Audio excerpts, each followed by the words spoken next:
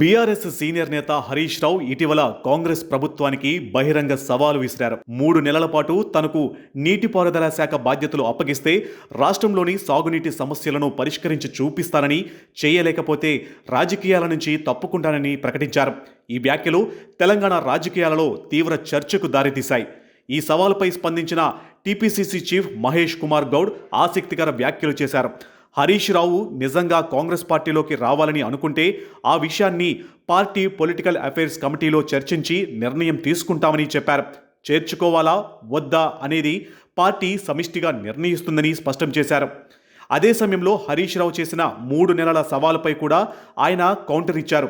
10 ఏళ్ల పాటు అధికారంలో ఉన్నప్పుడు చేయలేని పనిని 3 నెలల్లో ఎలా చేస్తారని ప్రశ్నించారు. ప్రస్తుతం కాంగ్రెస్ ప్రభుత్వం గత ప్రభుత్వంలో జరిగిన తప్పులను సరిదిద్దే పనిలో ఉందని పేర్కొన్నారు.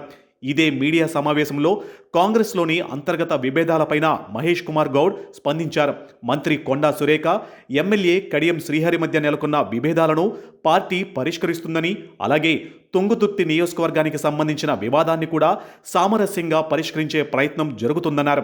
అందరి అభిప్రాయాలు విని నిర్ణయం తీసుకుంటామని చెప్పారు.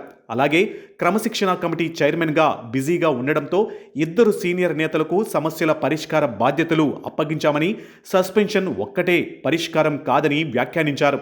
ప్రభుత్వం కూలిపోతుందని ప్రతిపక్షం చేసిన ఆరోపణలపై స్పందిస్తూ తమకు పలువురు ఎమ్మెల్యేల మద్దతు ఉందని కూడా చెప్పారు. మొత్తానికి హరీష్ రావు విసిరిన సవాలుకు కాంగ్రెస్ నుంచి రాజకీయ కౌంటర్ మాత్రమే వచ్చిందా, లేక భవిష్యత్తు రాజకీయ పరిణామాలకు ఇది సంకేతమా అనే చర్చ ఇప్పుడు తెలంగాణ రాజకీయ వర్గాలలో జోరుగా సాగుతుంది.